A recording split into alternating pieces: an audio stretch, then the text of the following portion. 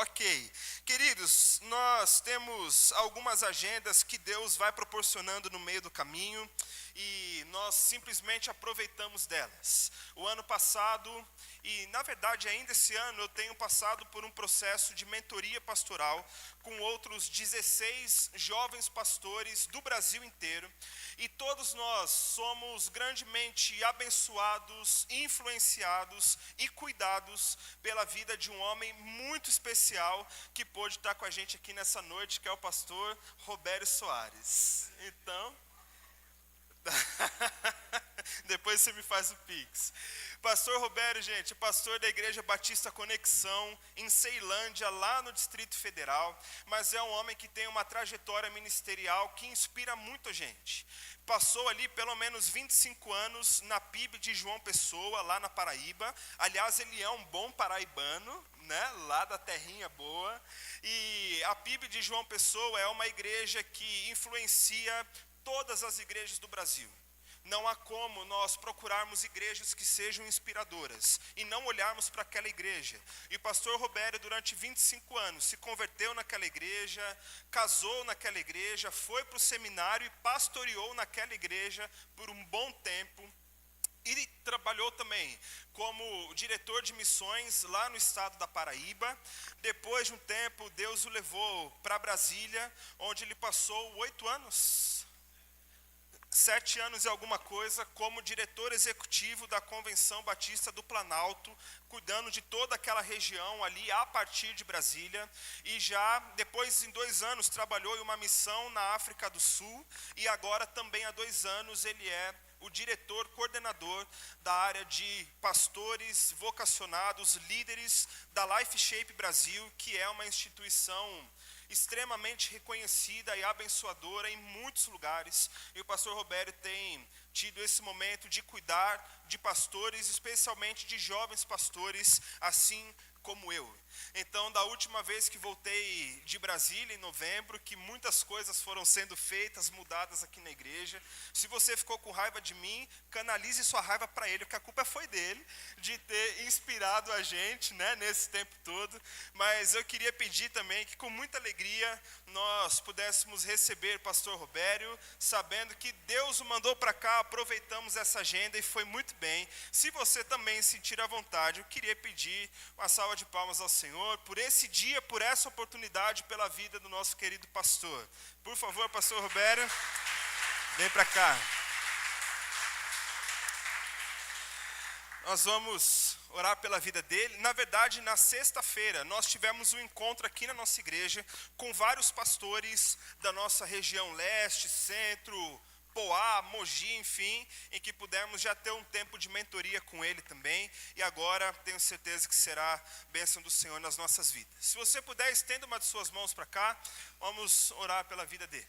Senhor, nós te agradecemos muito, Pai, por essa noite, por essa oportunidade que o Senhor nos deu de recebermos querido pastor Robério aqui entre nós, Pai. Obrigado porque o Senhor já cuidou dele na vinda, durante o voo, suas agendas todas aqui em São Paulo e agora também, Senhor, podemos aproveitar juntos desse tempo.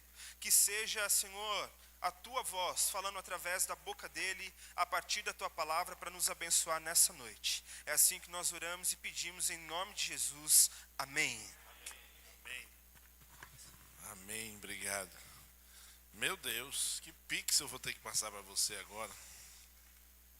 Queridos, uma alegria estar aqui, muito bom conhecê-los. Estivemos aqui sexta-feira, sim, foi uma alegria muito grande.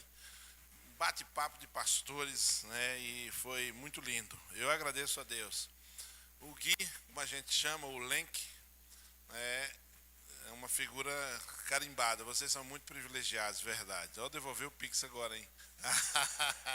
Mas de verdade, sem nenhum cuidado de estar sendo assim superficial nisso que eu estou falando. Ele é uma pessoa muito querida, muito especial na nossa mentoria. Nós tivemos uma primeira turma de mentoria de jovens pastores, até 30 anos e com o máximo 3 anos de ministério. Então nós tivemos um recorte muito uníssono, muito coeso naquela cultura. E tivemos 2 encontros em Brasília, 2 acampamentos na nossa fazenda. E a falta que faz aquele convívio com todos é incrível. Também o que Deus nos deu naquele tempo eles, a gente diz que nós formamos uma grande quinta série, né? Quinta série de pastores. Você sabe o que eu estou falando. Nós formamos uma grande quinta série de pastores ali, uma turma maravilhosa, a turma do LDA, Líderes do Amanhã. E eles continuam se encontrando, e esse tecido, né, esse network, é um na igreja do outro, e a gente passeando, isso tem sido maravilhoso. Deus nos deu, de fato, um presente muito grande, nos deu uns aos outros. Então, quando a gente se encontra, é uma festa de verdade, de corações, e a gente se trata de uma maneira muito peculiar, né, que a gente chama de lindo, de princeso, todas essas coisas. A gente se ama muito de verdade. Então foi um presente de Deus, e o Gui tem sido isso. As esposas têm um ciúme do nosso grupo, você precisa saber, né? Olha ela ainda aqui. Todas as esposas têm um ciúme incrível. Quer que vocês tanto riem, quer que vocês tanto conversam, nossas reuniões virtuais. Mas uma alegria muito grande mais uma vez estar aqui com os irmãos. Eu sou casado com a irmã Vicencina há 33 anos. Talvez muitos aqui não tenham 33 anos de idade, né? Eu sou casado há 33 anos, tenho 3 filhos, a Hannah com 21 anos, o Abraham com 16 anos e a Helen com 13 anos. Estão todos em Brasília, nós moramos há 10 anos lá, somos todos paraibanos e somos hoje membros da Igreja Batista do Lago Norte, onde moramos, e também estamos naquela missão maravilhosa, na Igreja Batista Conexão em Ceilândia, fica a 40 quilômetros de onde moro. Desde a época da pandemia, a nossa igreja, um pouquinho antes da pandemia, essa igreja estava fechada. Então, para mim que trabalho com missões, ouvir falar, tem uma igreja fechada, é uma coisa muito dolorosa. E um pouco nós vamos falar isso hoje. Aí alguém ligou para mim, acho que foi o executivo da ordem, pensa em visitar a igreja lá, a Conexão, que ela está de portas fechadas. O que foi que houve? Foi todo mundo embora, o pastor também foi embora, e ficaram 4 irmãs lá, as heroínas da resistência, e elas estão conosco até hoje, e eu fico feliz, eu digo sempre, né? A igreja cresceu 1000% nesses anos, né? Nós estamos com 40 pessoas, então tinha 40, então nós crescemos 1000%, mas estamos felizes. Não tem sido fácil, mas é uma grande cidade satélite, fica a 40 quilômetros mais ou menos de Brasília, e Deus tem nos abençoado ali. Temos nos alegrado na Igreja Batista Conexão, como a gente chama carinhosamente, a Connection Church. Nós somos church lá. E estamos aqui, queridos, para compartilhar essa palavra. Estou voltando para casa amanhã, 12:30, e tenho uma alegria muito grande. Estive aqui sexta-feira, estive lá na Igreja Batista Unida do Brás, hoje pela manhã, também ontem o dia inteiro lá. E estamos aí com nosso pastor amigo Rivanildo II também. Querido, eu queria falar que acabei de falar, dessa dor de ver uma igreja fechada. Não sei o que significa na cabeça de vocês, mas o que Jesus deixou sobre a terra, algumas coisas, e algumas coisas que ele plantou, nunca vai acabar. Algumas coisas que a gente costuma dizer é que Jesus deixou a família, Jesus deixou a igreja, e essas coisas são dele, por isso nunca acabará, porque é dele. Ele não transferiu, não passou escritura para ninguém, a igreja é dele, a família é dele, mas nós ficamos vivendo nesse tempo então, e algumas circunstâncias a gente fica tentando ler os tempos. Então tinham jovens na Bíblia, no Antigo Testamento, citado que eles analisavam os tempos, estudavam os tempos. Eu acho que como nunca a gente precisa de jovens como esses, que nós precisamos entender o nosso tempo.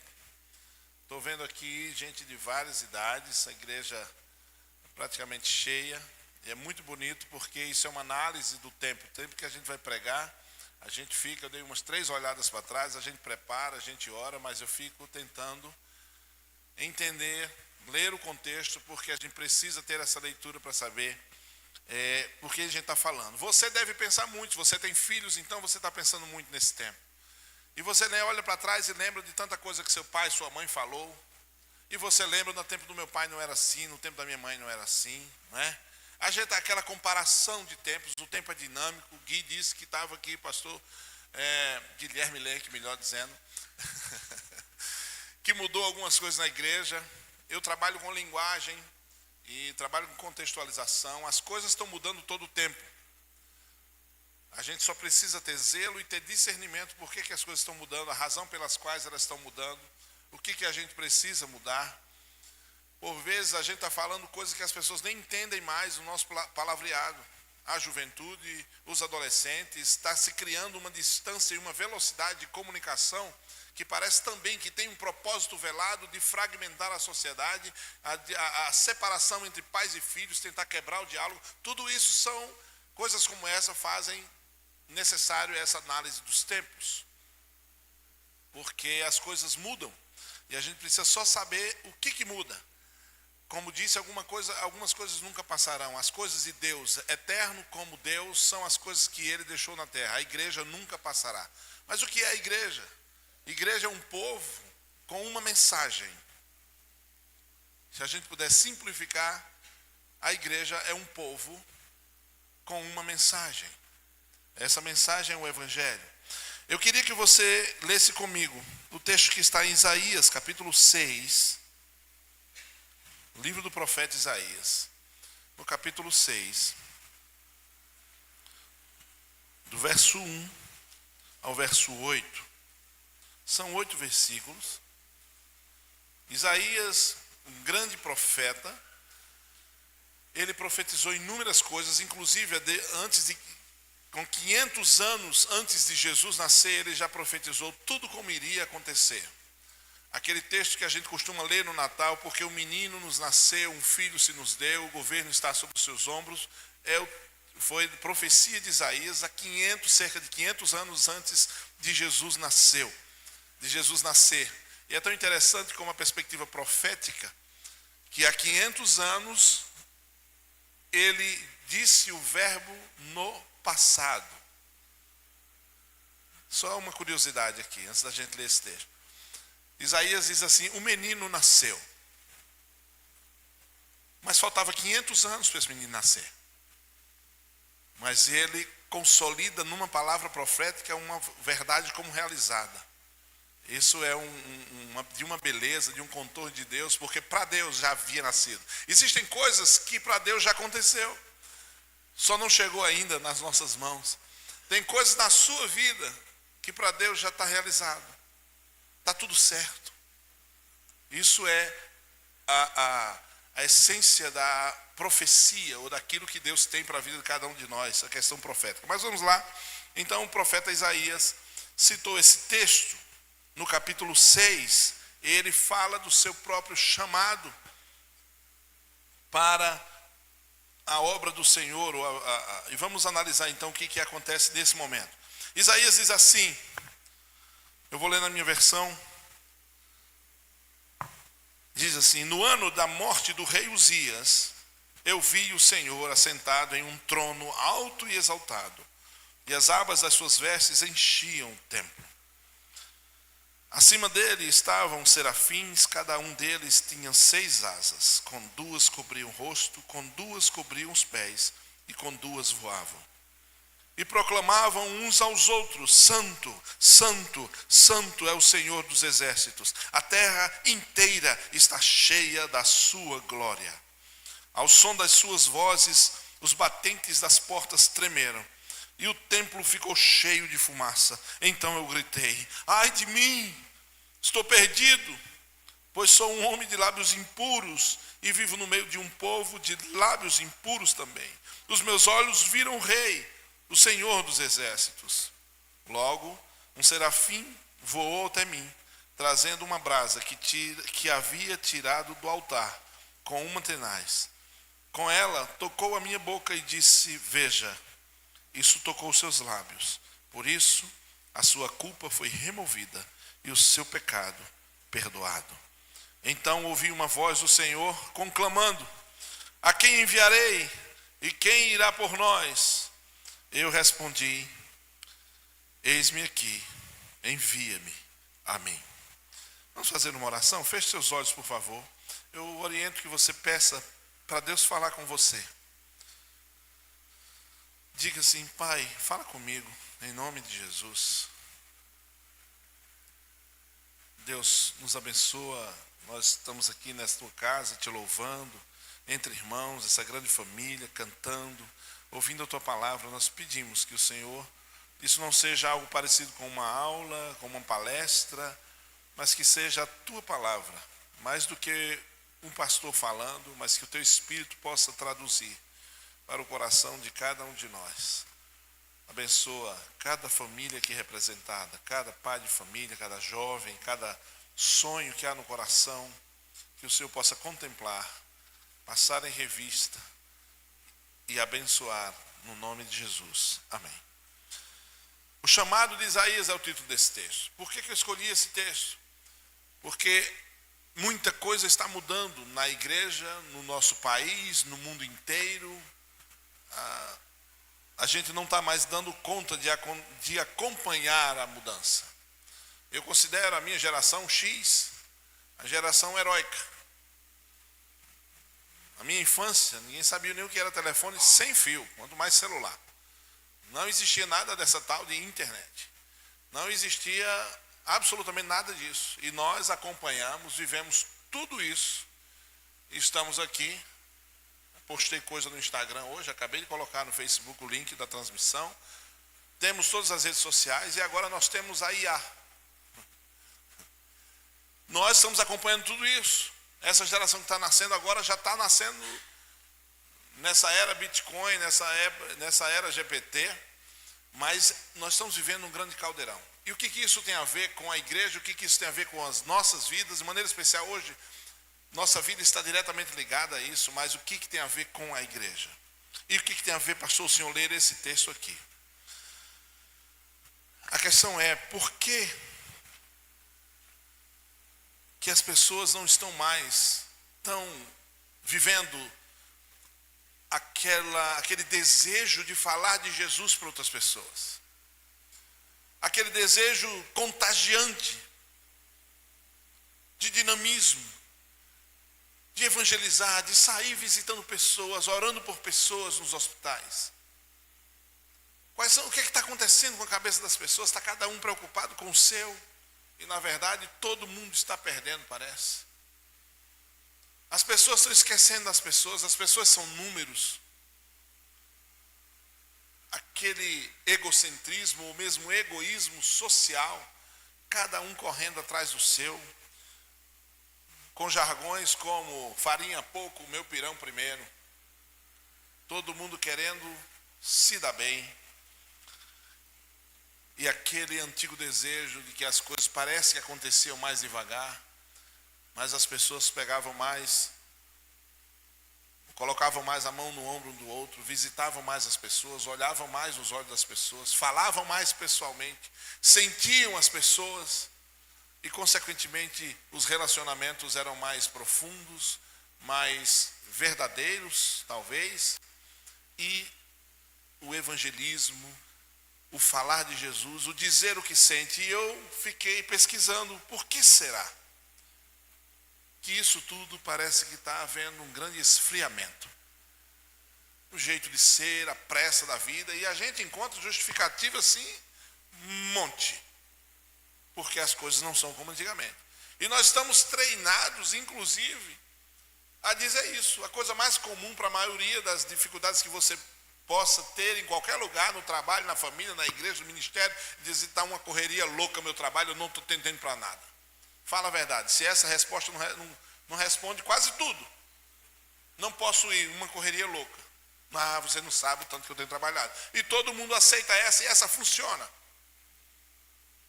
Então, pastor, não estou conseguindo mais. Meu irmão, e quando é que a gente evangeliza? O projeto evangelístico, quando a gente vai fazer alguma campanha, eu lembro de uma igreja, acho que foi aqui em São Paulo, mas a igreja do Heber fez isso. Heber fez isso lá na Brasília, nosso amigo.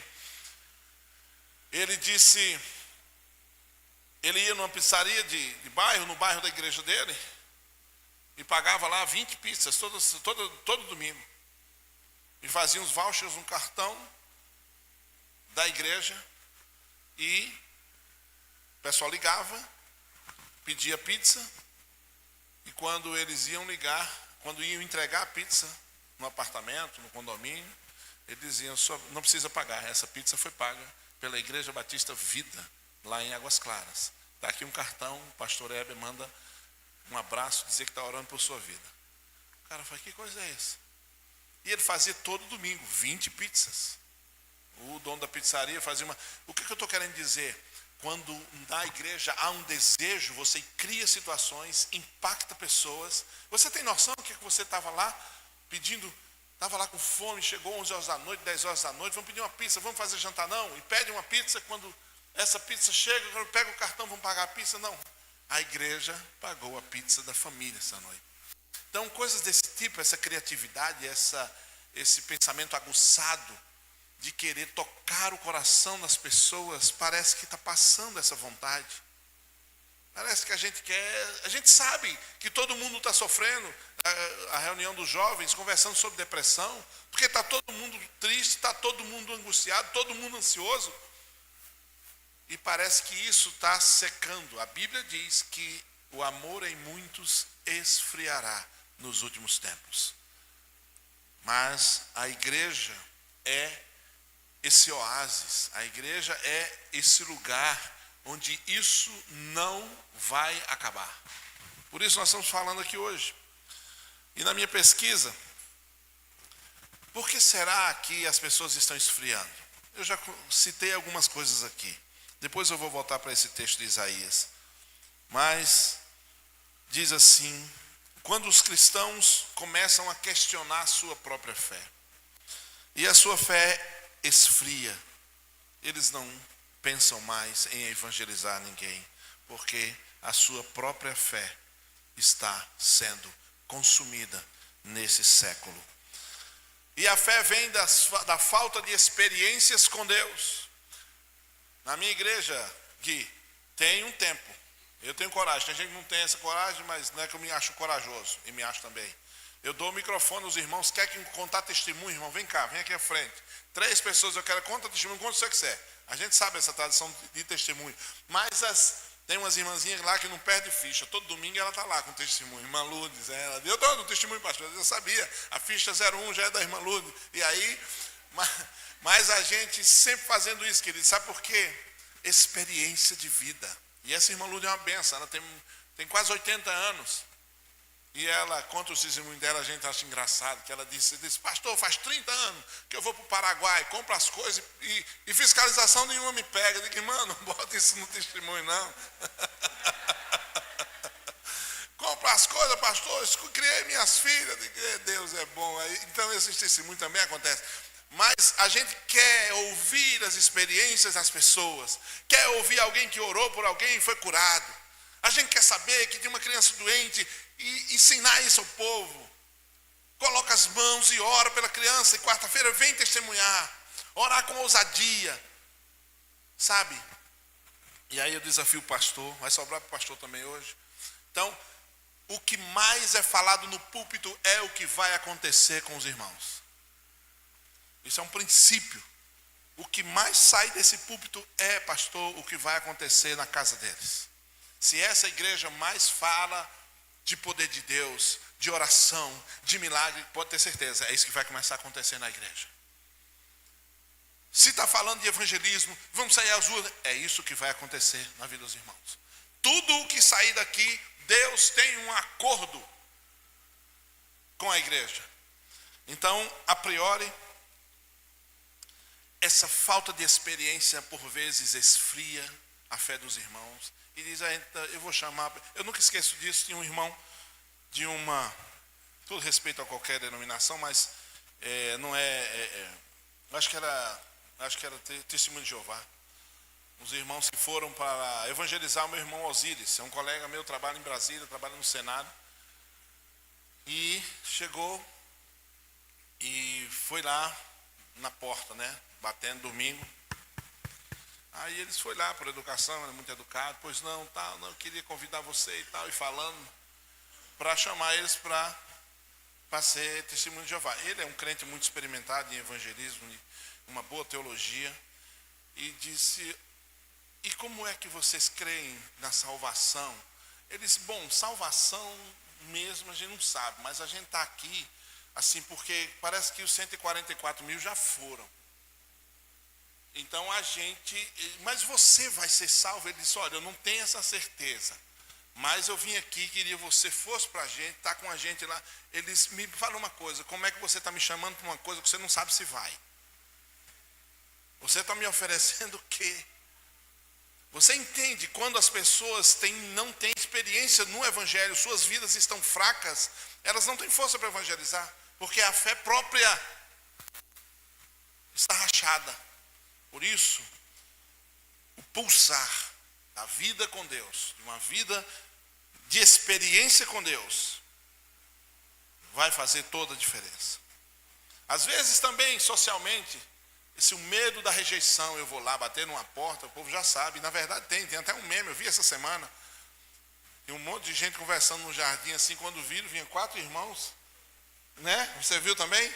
Né? 4 irmãos, corre, todo mundo entrou em casa, fechou as portas e escondeu. Né? Lá vem. Então, as pessoas também têm esse medo de rejeição. Eu passei ontem eu cheguei da igreja do River, no Brás, e fiquei lá no hotel no Brás, e ele me deixou lá, eram umas 4, 5 horas, e aquela feira ainda estava fervendo lá. Aí que eu não resisti, né? Aí eu subi para o hotel, deixei minhas coisas lá, e fui para a feira. Andei, fui até a estação do Brás, caminhando, eu gosto de feira. E aí, eu vi um senhorzinho com a caixa e 2 irmãs cantando no microfone. Coragem. Eles não estavam nem aí, só tinha eles 3. Às vezes a gente mesmo fica com vergonha alheia, ou não? Meu Deus, não pode nem saber que eu sou pastor, vou rapidinho aqui, né? Esse medo de ser aceito, nós vivemos um mimetismo social. A gente quer estar da mesma cor do ambiente para não ser rejeitado. A gente tem medo de rejeição. Então, uma das coisas, e a gente trabalha eu trabalho com evangelismo, projetos missionários, desde o sertão, em outros países, na Amazônia, fomos 4 vezes com equipes missionárias para os ribeirinhos e tribos indígenas. A última faz 1 mês e pouco, eu estava lá na Amazônia. E eu vou dizer uma coisa a você. O que faz você ter medo de evangelizar é você nunca ter ido evangelizar. É um ciclo. Tem um grupo de evangelismo que nós criamos lá no DF, depois que eu cheguei, eu criei esse grupo convidando pessoas e saímos no meio da rua, se chama Amor que Faz, muito ligado ao trabalho social, um grupo de enfermeiras imenso, e gente, e jovens e adolescentes, e tudo sem imaginar. Eu pergunto, o que é que você sabe fazer? Ele diz, tá bom, então monta uma equipe disso aí, junta mais 4 malucos igual você e vamos fazer. Desde adolescente pintar o rosto, malabarismo, o que você souber fazer, vai com a gente. Então, nós já tínhamos mais de 1000 voluntários, nossos grupos. Nós fizemos 27 expedições missionárias. E era um monte de gente, pastor, o senhor vai dar algum curso? Eu digo, vamos sim, nós vamos sair pela rua, o curso vai ser na rua. Então abra o coração, que Deus tem uma agenda, você vai encontrar com uma pessoa e vai contar a sua história e vai dizer a ele que Deus tem um plano na vida dele, o curso já está dado, entendeu? Entendeu? Então vamos sair. Quando volta para a hora do almoço, 11h30, meio-dia, conta os testemunhos do que Deus fez. Meu Deus do céu.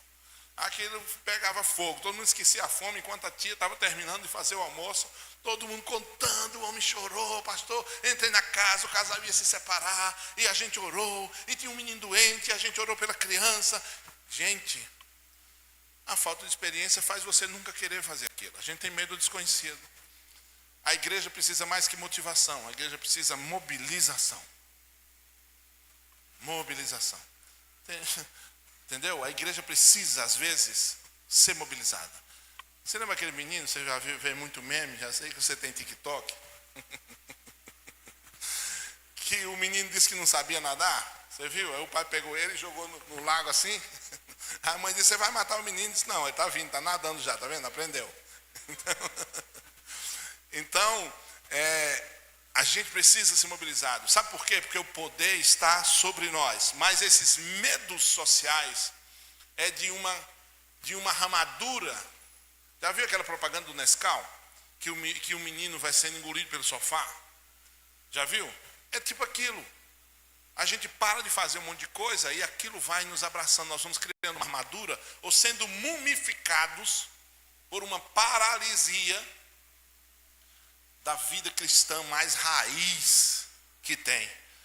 De ter experiências, de ter coragem, ter ousadia. O que é fé, irmão? Vamos ler a Bíblia. Aí diz, não, mas isso era naquele tempo. Era no tempo que a igreja está na terra, e a igreja continua na terra, o Espírito de Deus continua na terra, e o poder continua sobre a igreja.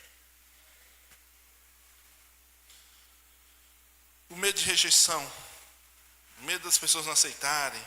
Irmão, eu já levei tomatada no peito, numa feira. Não sei de onde veio. No céu ele vai me prestar conta, vai aparecer a foto. Eu digo, eu quero ver a filmagem. Imagens, eu quero imagens, né? Então, quero ver quem jogou aquele tomate. Mas o tomate explodiu na minha camisa. E eu fiquei orando, fazer o quê? Mas era loucura. A gente não estava numa feira, cidade interior. Feira sábado de manhã. Você tem noção do que é aquilo? Né? 3 por R$1, 3 por R$1, aquele negócio. E a gente lá, um monte de crente. A gente pegava uma caixa de papelão. Só virava assim. Daqui a pouco, uns 15, 20, daqui a pouco, pega, bota, todo mundo colocava a mão na caixa de papelão. Isso é bom demais inventar essas coisas. Colocava a caixa de papelão, todo mundo, pega, segura, tá vivo, que é isso, menino, no meio de uma feira, era uma loucura. O povo pensava que era um bicho, que era uma cobra, que era não sei o quê, tá viva, e ficava uns 5 minutos nessa história, tá viva. Quando dizia, tem gente, aí eu dizia agora. Aí o pessoal tirava a caixa de papelão, eu pegava e disse, a palavra de Deus, ela está viva. Era a Bíblia que estava embaixo da caixa. Então, aí eu falava 5 minutos do evangelho assim, acho que o povo ficava com a raiva, pensando que era uma cobra, um jacaré, uma coisa, era a palavra de Deus. Então, irmãos, isso era uma diversão, um gozo. O povo hoje fica, pastor, saudade daquele tempo, volta para a gente fazer de novo. Então, queridos, isso é a graça de Deus. Não tenho medo que ninguém ache ruim. Deixa eu dizer uma coisa. Há um versículo na Bíblia que diz assim: a natureza geme, ansiando por Deus. Sabe o que é a natureza? Toda a criação. Sabe aquela pessoa que diz que não quer Deus? Mentira dela. Que a Bíblia diz que ela está gemendo. As madrugadas dela são as piores. E ela está querendo alguém com coragem. Eu encontrei uma vez na academia, faz tempo isso, um colega que na época fazia filosofia e era crente e foi para o seminário, esse ser humano. Foi para o seminário. Desapareceu da igreja, não sei se foi o seminário ou foi a filosofia, disse que desapareceu da igreja. Como a gente chama o quê? Desviou-se. Desapareceu. Eu chego lá, quando vejo a criatura lá, o meliante, lá na academia. Opa, tudo bem, falei com ele e tal. Aí ele disse, você ainda é pastor? Eu disse, na graça de Deus. Uma vez pastor, sempre pastor, né? Ele disse, oi, tu ainda é crente? Sim. Da primeira igreja? Eu disse, sim. Ele disse, como foi que ele falou? Eu já sabia a situação dele, mas ele estava todo procurando espinho, procurando coisa para me espetar, né? Aí eu deixei ele ficar à vontade, ele com salivando, com uma serpente assim, perto de mim. Eu não sei qual foi a besteira que ele falou, a última eu não aguentei mais, né? Aí ele falou assim, esse seu Deus, uma coisa assim, ele falou, o seu Deus. Aí eu falei uma palavra para ele, eu disse, olha, Deus tem um plano na tua vida, cara. Você sabe disso. Deus continua com um plano na sua vida. Ele disse, essa história é velha. Eu disse, essa história não é velha não, essa história é eterna. Ela não vai passar. Deixa eu dizer uma coisa. Aí apareceu meu pai. Meu pai, que eu aprendi muita coisa com ele. Eu peguei o dedo assim, tem no peito dele assim, fiz, eu sei como são suas madrugadas. Eu sei como é a tristeza que você vive. Você quer enganar quem? Eu sei como está a sua vida. O que é isso? Presunção. No direito a gente chama presunção. A presunção teológica. Ele está gemendo por dentro. Isso é tudo um castelo de isopor que ele está montando. Para se proteger. Mas veio mexer, levou.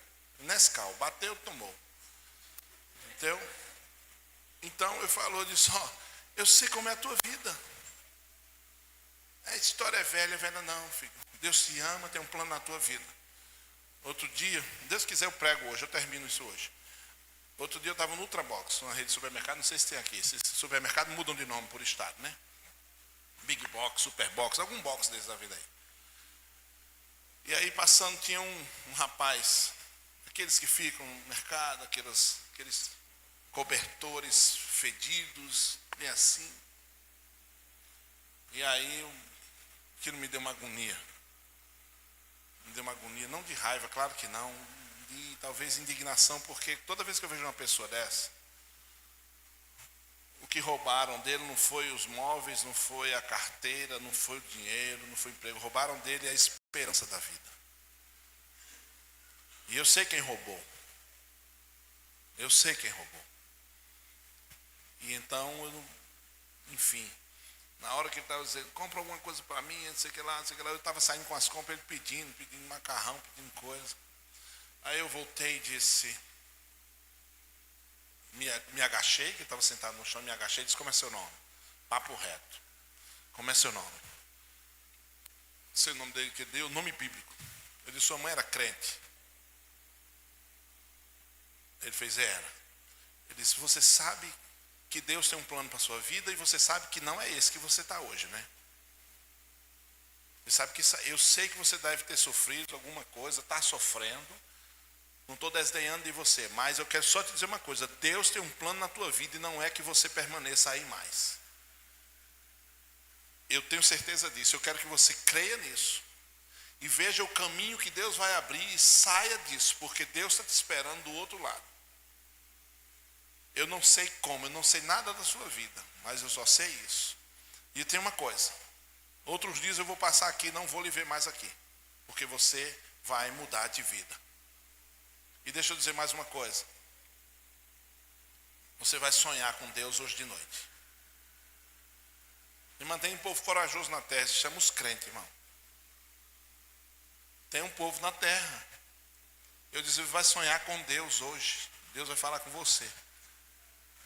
Nem pentecostal esse negócio, né? Foi da hora, irmão.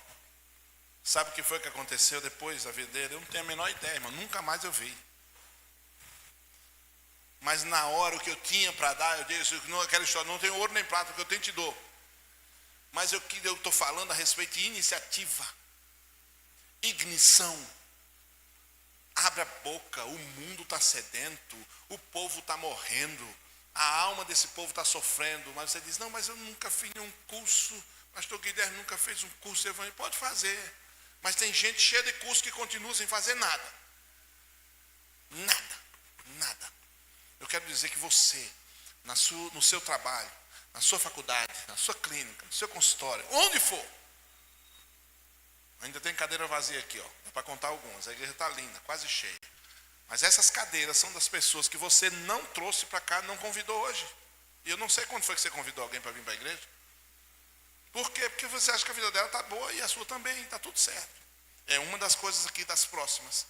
A fisiologia, a deixa a vida me levar, a estagnação da fé, da vida cristã, do evangelismo contagioso.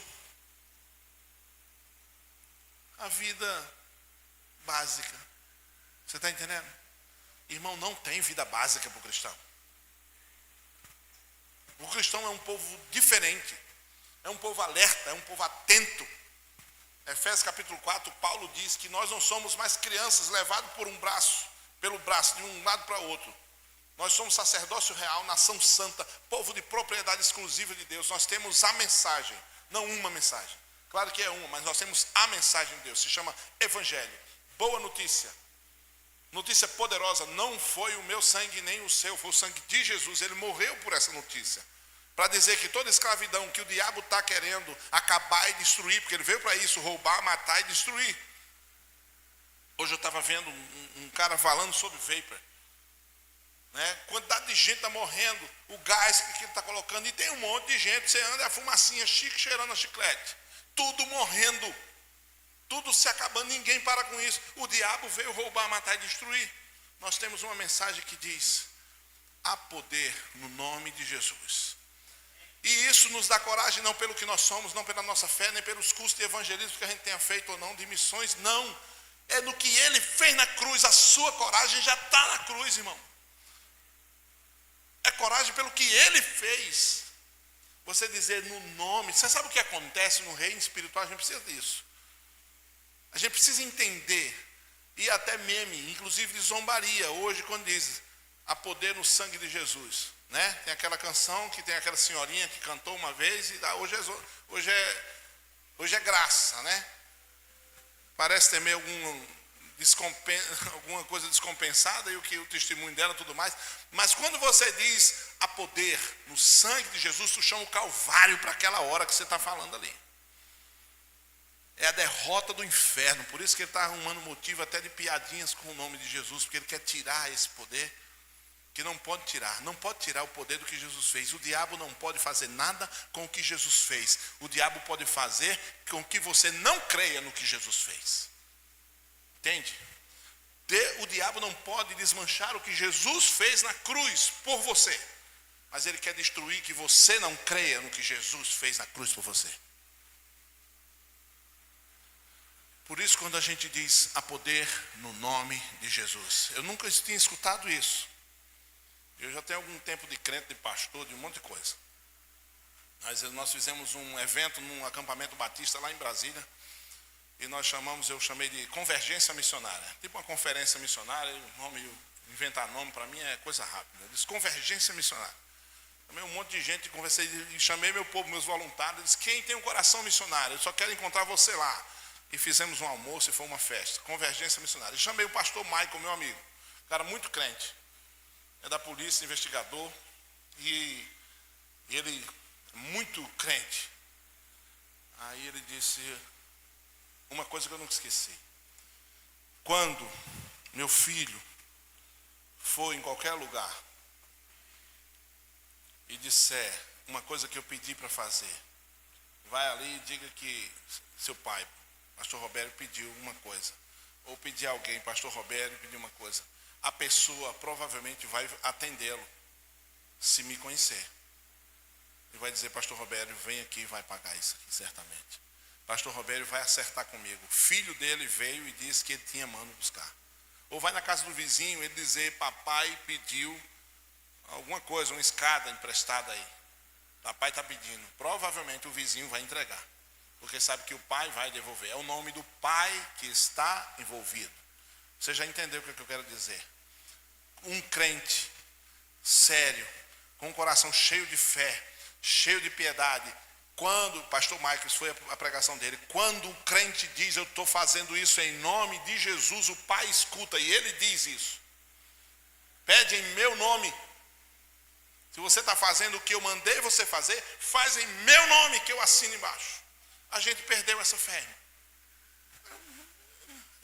A gente usa tanto em nome de Jesus, em nome de Jesus, em nome de Jesus, em nome de Jesus. Nem sente mais o que está falando. Você viu um dia que um homem estava sendo assaltado no carro e a mulher repreendeu o rapaz em nome de Jesus, ele caiu duro na hora. Não estou ensinando essa oração não. Mas eu estava dizendo, na hora eu disse, essa mulher sabia o que estava dizendo quando apontou para o rapaz e disse, eu te repreendo em nome de Jesus. Não é o nome de seu Francisco, o nome de seu Antônio, o nome do pastor Roberto, não. Você precisa ter consciência, fé, porque o poder está sobre você, a ordem está sobre você. O que você precisa é se conectar com isso e dizer, Deus tem um plano na sua vida. Dona Maria, Deus vai abençoar seu casamento. Meu filho, Deus vai transformar, você vai deixar essa desgraça desse vape, dessa maconha, dessa cocaína, você vai deixar isso em nome de Jesus. Pega um menino doente, a mulher está... Pega o menino nos braços, bota a mão no menino. Eu ministro cura nessa vida em nome de Jesus. Mas ministra com raiva do diabo. Entendeu? Ministra com poder, porque há poder no nome de Jesus. Esse tipo de experiência nós precisamos voltar a viver, se não estamos vivendo. Precisamos continuar a viver, se continuamos. E precisamos melhorar, se já estamos vivendo isso. Porque há poder no nome de Jesus. Caminhando aqui, eu quero voltar para terminar no texto, que é a nossa conclusão também, foi o nosso início, a nossa conclusão. A perda da intimidade, dessa paixão. Intimidade, essa palavra é muito cara. Intimidade com Deus. A gente está levando uma vida religiosa, é muito comum. O que é a diferença da vida religiosa para a vida espiritual? Vida religiosa são as formas. Vida espiritual é a essência. Tem muita gente vendendo forma, rito. Jesus se dava muito mal, ou reagia com muita força contra os religiosos da época. Mas uma mulher cirofenícia, o que significa? Ela não era judia, ela não era do povo de Israel, era uma estrangeira, estava lá no meio do povo, e ela disse: Senhor, estou com a minha filha está endemoniada, doente para morrer, faça alguma coisa por ela. Jesus disse: eu trouxe pão para os filhos, você não é filha. Porque não sei se vocês sabem, a elucidação daquele texto é que Jesus veio para as ovelhas perdidas da casa de Israel. Jesus veio para o judeu iria para o mundo. Eram duas etapas. Jesus estava vindo para os judeus. Aí ele disse: ele veio para os que eram seus, e os seus não receberam.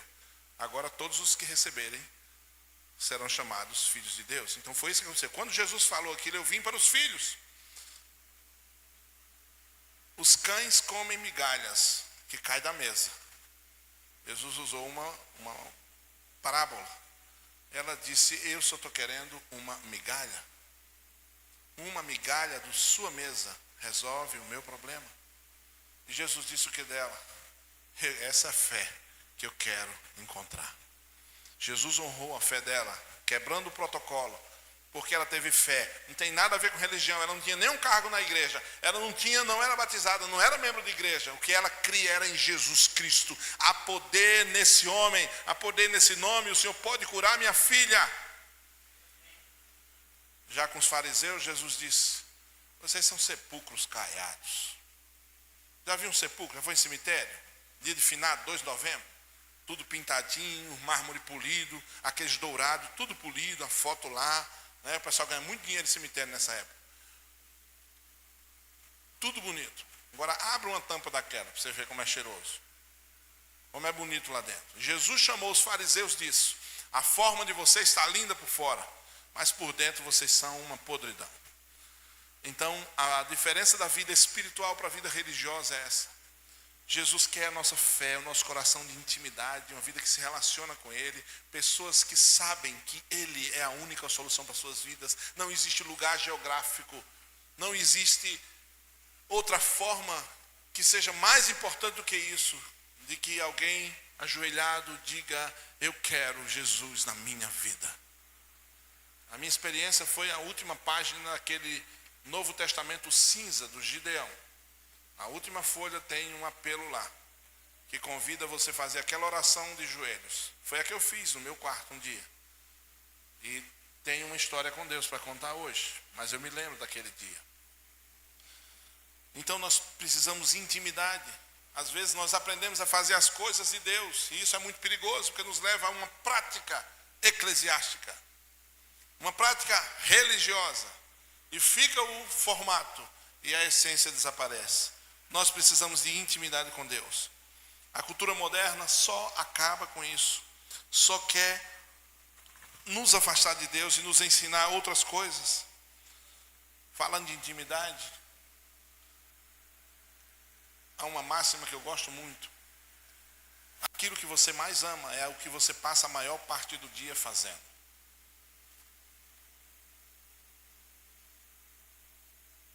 O que você faz a maior parte do dia é o que você mais ama.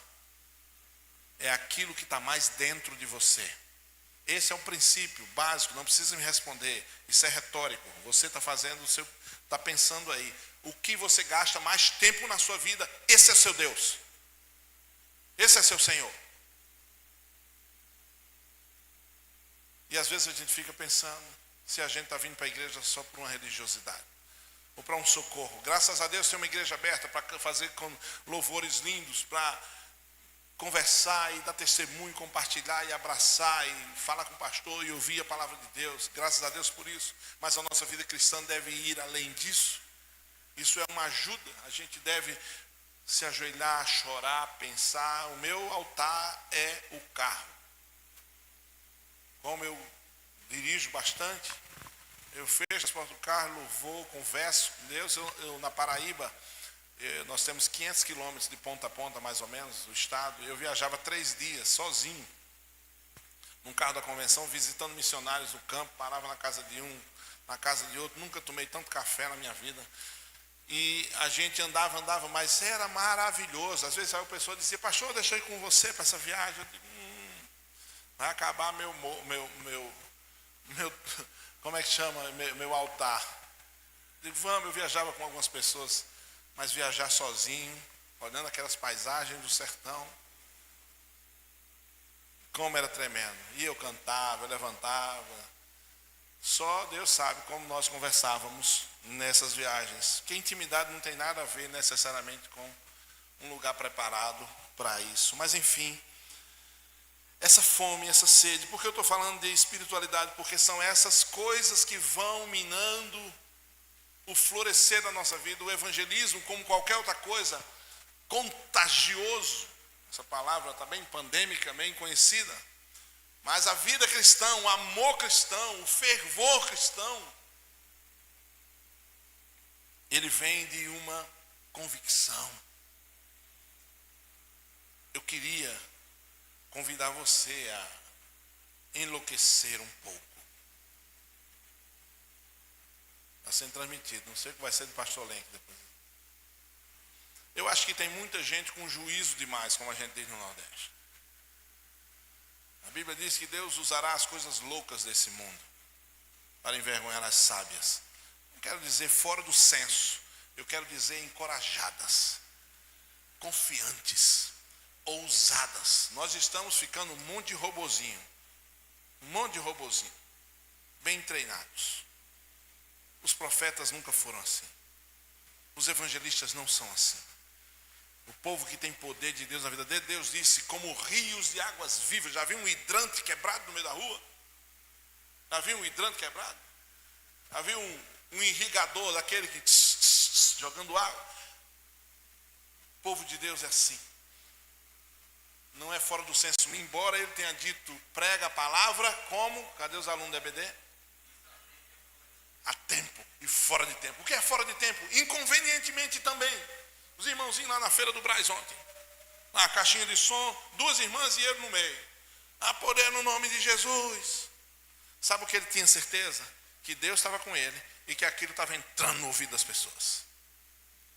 Que talvez as pessoas não parassem, não reverenciassem, não dessem atenção, mas em casa eles vão, igual o rapaz que eu falei lá na porta do supermercado.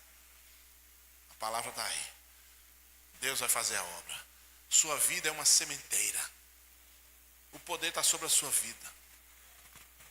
Às vezes a gente deixa de viver essa chama, esse ardor. Quando no texto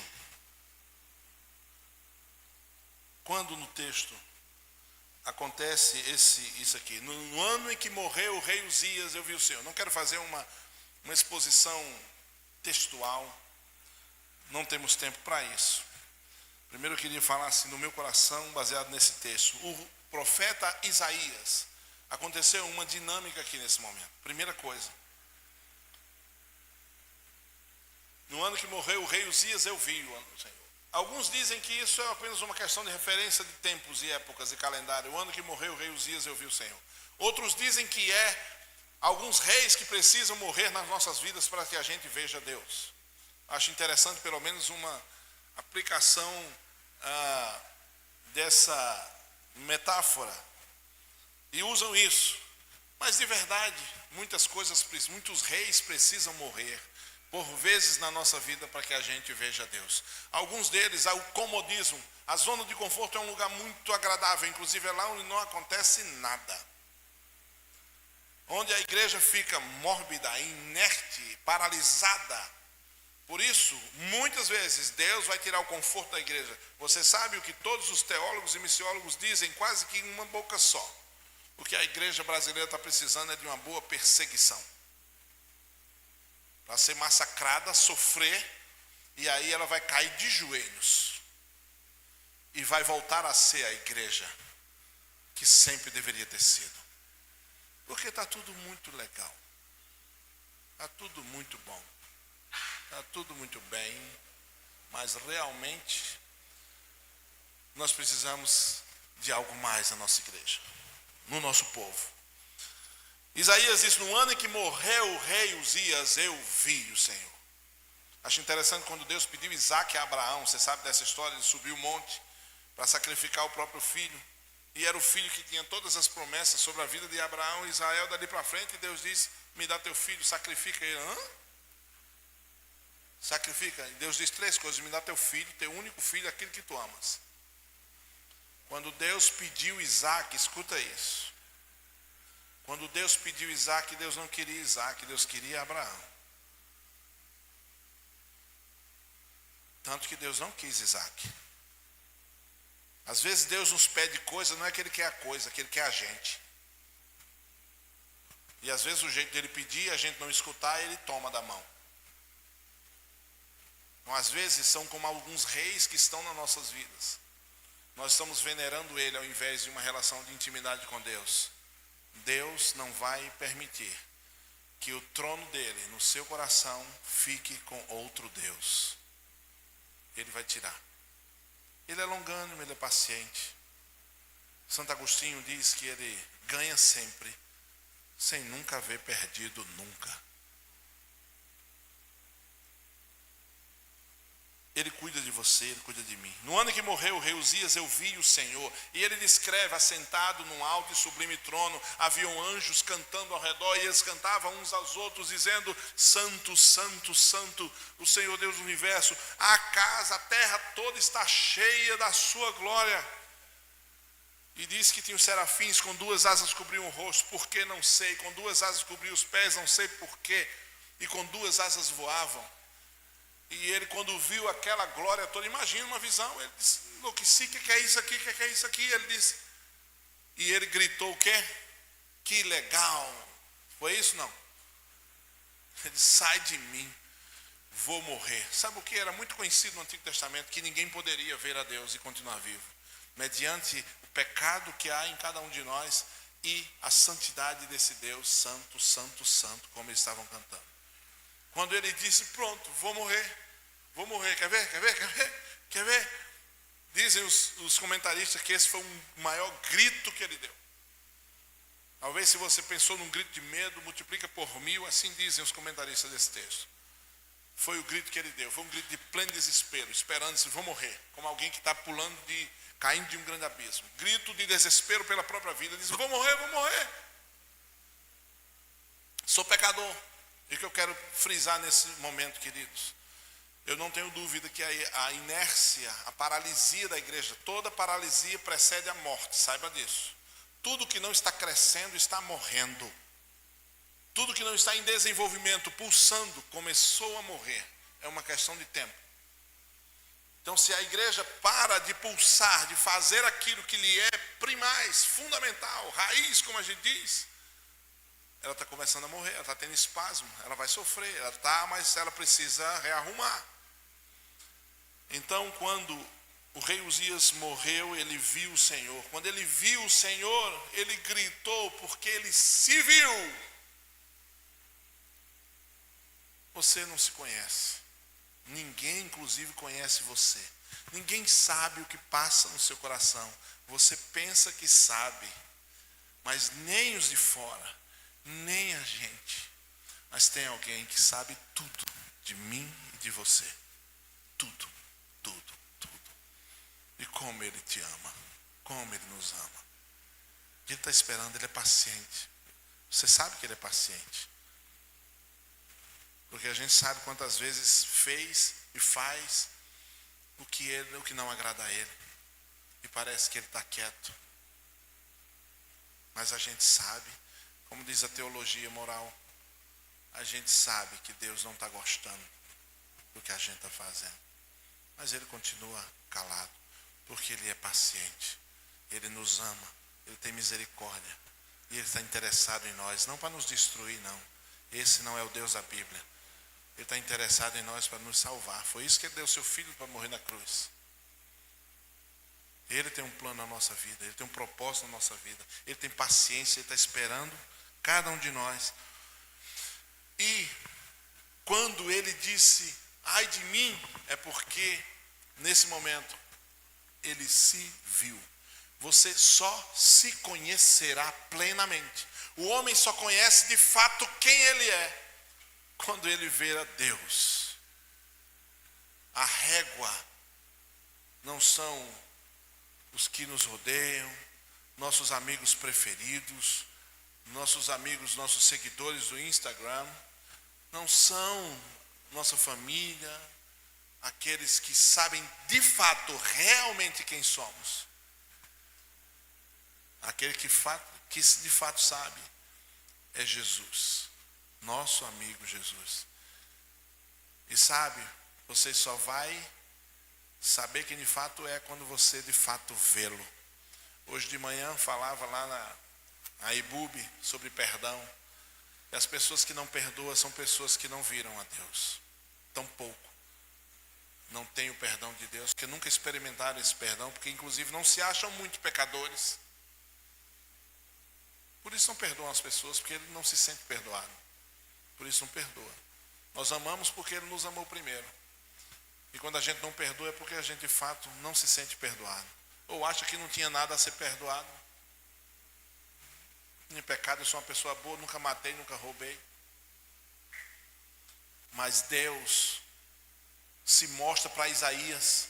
E quando ele vê a santidade, ele olha para ele e diz, meu Deus. Você acha que ele não sabia quem ele era? Como todos nós pensamos saber? Mas quando ele viu a Deus, ele gritou, vou morrer, que eu sou um homem sujo e vivo no meio de um povo sujo. Mas ele só falou isso quando ele viu o Deus santo, santo, santo. Não que as pessoas dizem que é Deus para você, mas uma experiência pessoal que ele teve com Deus. Vou morrer. À medida que ele falou, é interessante registrar esse momento do pânico, do medo, da inadequação. Deixa eu falar sobre um pouco de inadequação. Às vezes nós temos uma vida medíocre, uma vida triste, e a gente sabe que ela é triste no travesseiro na madrugada. A gente sabe que a nossa vida é triste, é na madrugada. A madrugada fala bem com a gente, papo reto com a gente. Às vezes na galera, no amigo, tá no rolê, tá tudo legal. Todo mundo alegre, feliz, realizado. Mentira, você sabe que não é. Sabe que não é.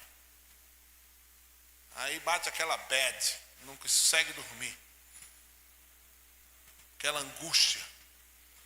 Sabe o que é isso? É o rei Uzias, que não morreu ainda. Ele precisa morrer para você ver a Deus. Você vai ver a Deus. Uma experiência pessoal.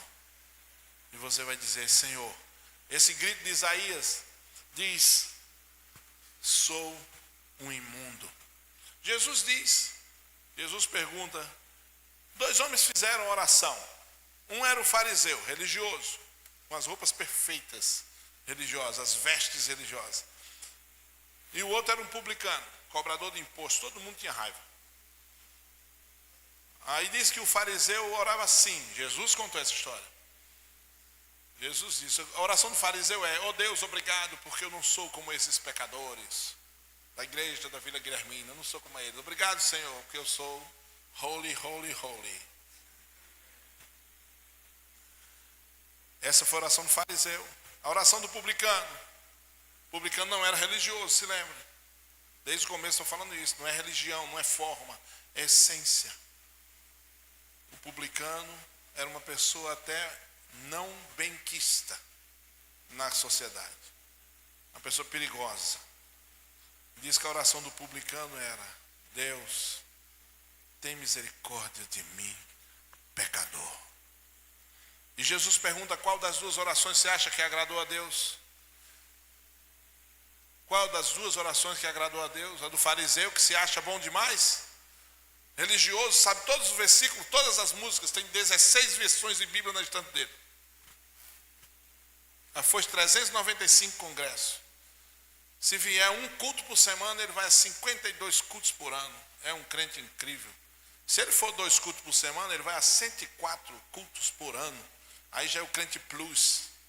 E se ele vem no sábado da juventude, na sexta, não sei, 3, esses são 156 pregações que ele escuta. Isso é o crente advanced.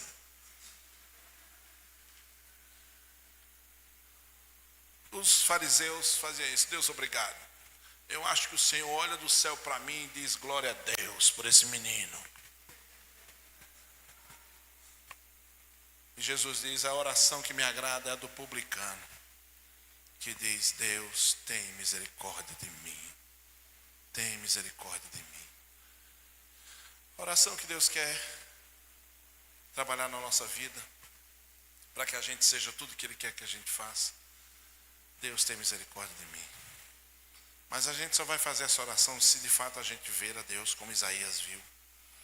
Mas eu quero registrar para terminar esse medo de Isaías, o grito de pânico dele: se vou morrer, misericórdia, descobri que sou imundo, sou sujo, podre, e eu vi o Deus santo. Faz a conta, santidade, sujeira, hashtag perdi. Foi isso que ele viu, morri, fui, tchau. Igual aquele programa do Tom Cavalcante, que o chão se abre e desce, né? Fui embora, o chão vai se abrir, quer ver? Aquele medo, a inadequação, deixa eu dizer uma coisa a você. Um dia eu parei o culto na igreja, que Deus me deu essa palavra no meio do culto, no meio do louvor, parei o louvor, disse: deixa eu falar uma coisa aqui, Deus está mandando falar uma coisa, você vê como é a Connection Church, lá é forte. Eu parei o culto e disse: deixa eu dizer uma coisa, Deus me deu uma palavra agora. Inadequação, você está se sentindo inadequado? Você está se sentindo no lugar errado? Toda essa inadequação, esse sofrimento, Deus enviou seu Filho Jesus, morreu na cruz, para passar a régua e tornar tudo adequado. Está tudo certo, relaxe, você está no lugar certo. Mas eu sou um pecador, está no lugar certo. Mas eu sou crente, está no lugar certo.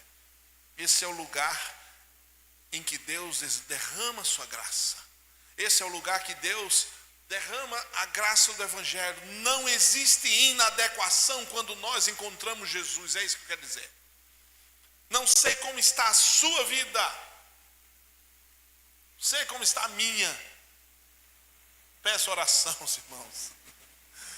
Então todos nós precisamos e todo dia dizer: Deus, tem misericórdia de mim. Eu quero melhorar. Inclusive quando a gente diz que não precisa melhorar, que estou bem demais, aí é que está precisando. Por isso que eu me rendo logo e dizer: ore por mim, estou precisando melhorar. Deus enviou Jesus e Ele disse: estou aqui para pagar sua conta, pagar sua dívida. O apóstolo Paulo diz: o escrito de dívida que havia, Ele rasgou e pagou na cruz e disse: está consumado. Qual o seu nome?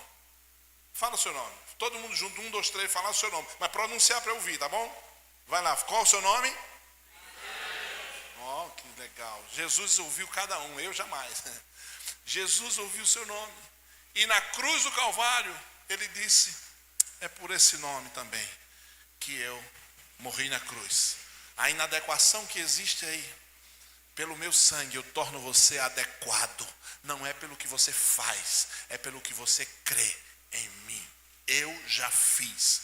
Quem faz é Ele, irmão. E essa intimidade, porque se a gente está confiando na obra de Deus a nós, perdeu, somos Isaías. Esse medo de Isaías é porque ele olhou para ele, viu a Deus, viu a ele. Essa é a dinâmica, eu vou terminar dizendo isso. Geralmente eu digo: vou terminar 5 vezes, disse 2, não foi? Então, ele viu a Deus, ele se viu, gritou, o anjo tocou a ele e disse: teu pecado perdoado, tua iniquidade foi tirada. Porque você viu a Deus. Deus é o lugar. Deus é Deus, mas no lugar onde Deus está, a inadequação é acabada. Todo vale será aterrado, e todo monte será. Vai ficar tudo planalto central. Tudo nivelado. Porque a inadequação na presença de Deus se torna adequada.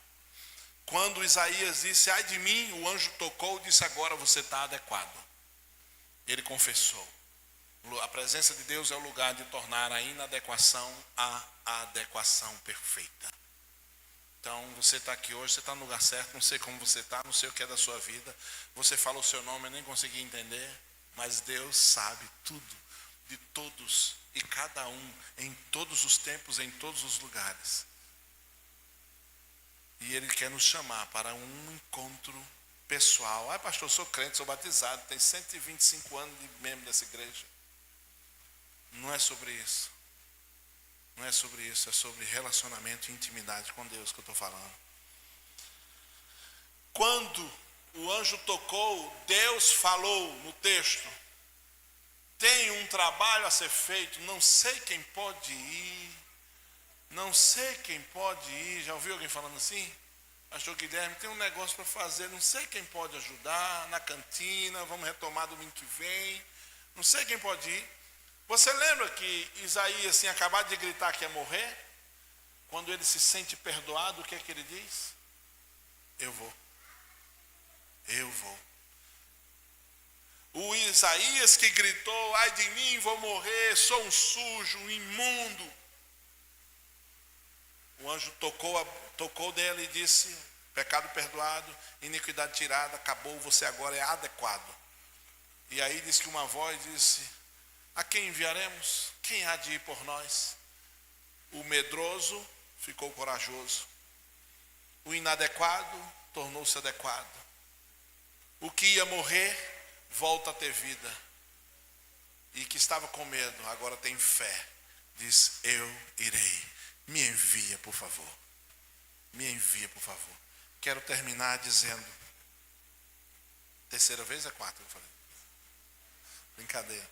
Quero terminar dizendo que o que tem feito os resultados da nossa vida cristã serem opacos, insossos, sem sabor, e a gente mesmo começa num ciclo, igual um avião que está caindo de bico, é a nossa falta de intimidade com Deus. A minha dissertação de mestrado na área de missões é exatamente essa. A contemplação da pessoa de Deus é o fator motivador da obra missionária. Nós só podemos ter força no que fazemos se nós de fato o conhecemos. Quando começamos a perder força, nós começamos a perder o foco. É porque já começamos antes a perder o foco e a intimidade e a relação com Ele.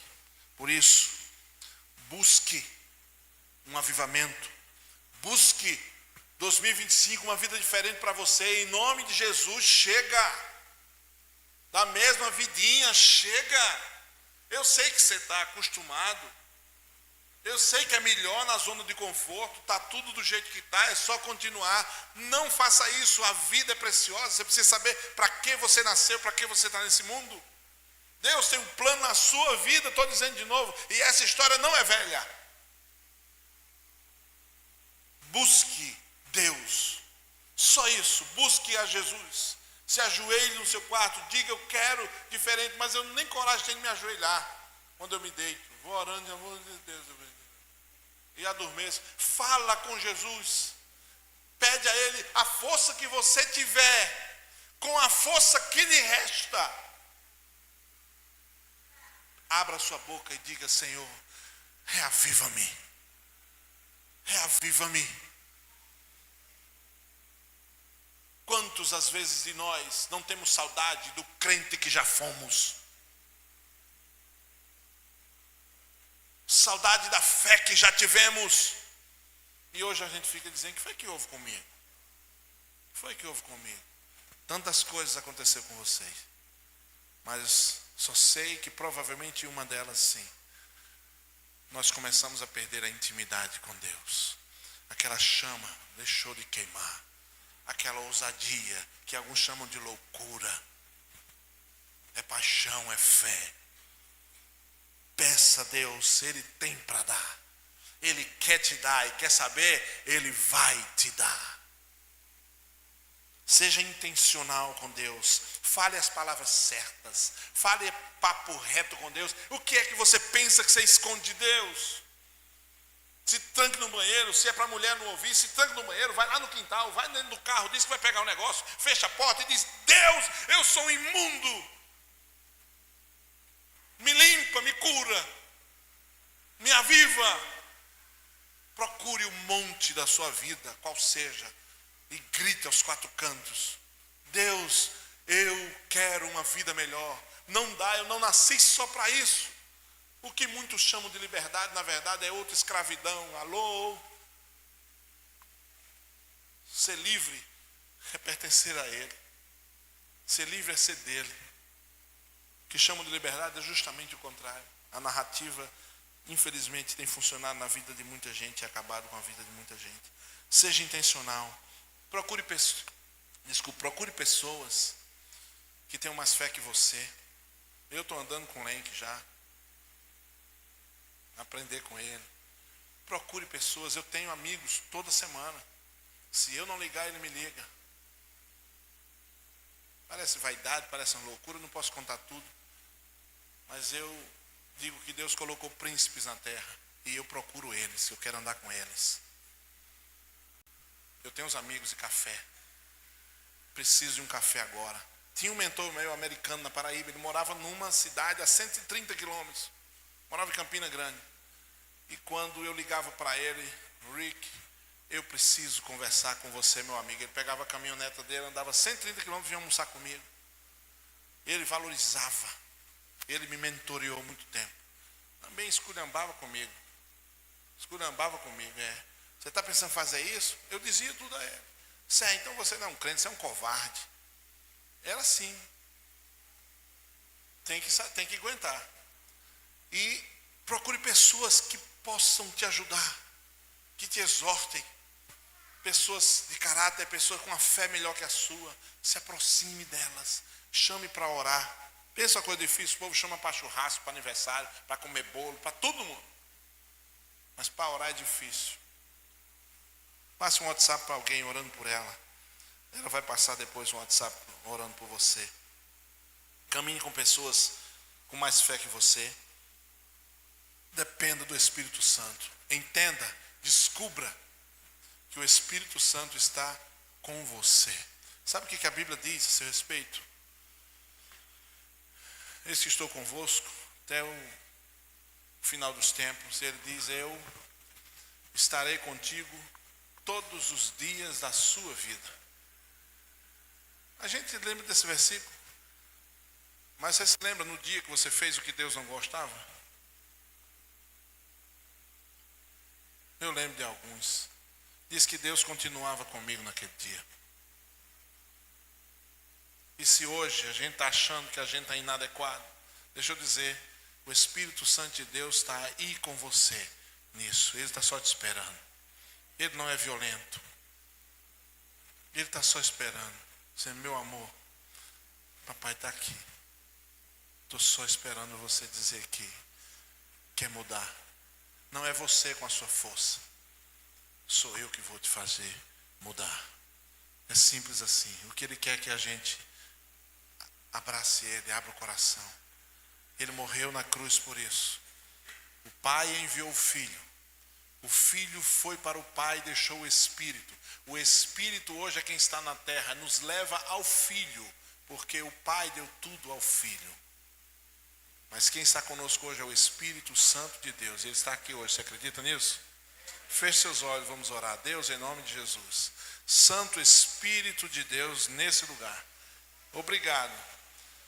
Porque o Senhor sabe que eu não confiei na minha pregação que eu elaborei, nem na minha oratória. Mas o Senhor sabe. Eu já falei contigo hoje e pedi que o Senhor fizesse esse trabalho que só o Senhor pode fazer.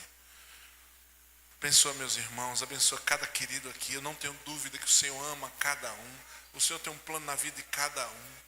O Senhor quer fazer essa igreja uma igreja poderosa. O Senhor quer nessas vidas, coisas poderosas acontecerem. Com uma vida de oração, uma vida avivada, uma vida de fogo, uma vida de força, uma vida de sentido, uma vida de propósito, uma vida assertiva. Não é uma vida que a gente vai se derramando feito margarina, feito manteiga na frigideira quente. Não, é uma vida de vigor, uma vida profética, uma vida feliz, uma vida cheia do Espírito Santo. Oh Pai, eu peço isso, faz essa obra. Obrigado, Senhor, obrigado. Porque eu sei que o Senhor é quem faz essa obra. Eu estou te pedindo para fazer aquilo que o Senhor é aquele que faz. Visita, torna adequado toda inadequação nesse lugar, nessa hora, no nome santo de Jesus Cristo. Passa em revista nossos corações, nós queremos melhorar. O Senhor sabe que nós queremos melhorar. Às vezes a gente olha assim, a gente não tem melhorado o quanto queria. A gente prometeu algumas coisas para 2025, a gente não fez ainda. Mas tem misericórdia de nós. Nós queremos dizer que nós te amamos. Nós queremos sim melhorar. Abençoa essa igreja. Abençoa o pastor Guilherme à frente dessa igreja. Muita coisa, muito milagre vai acontecer nessa igreja aqui. Muita vida vai ser transformada aqui. Muita gente vai ser salva nesse lugar. Muita gente vai ser curada nesse lugar. Muita gente vai ouvir mensagem de transformação, de poder a partir desse púlpito. Muitas famílias serão abençoadas e restauradas aqui. Eu te peço isso e proclamo isso nessa igreja no poderoso nome de Jesus Cristo. Assim eu te agradeço. Amém, amém e amém. Terminei.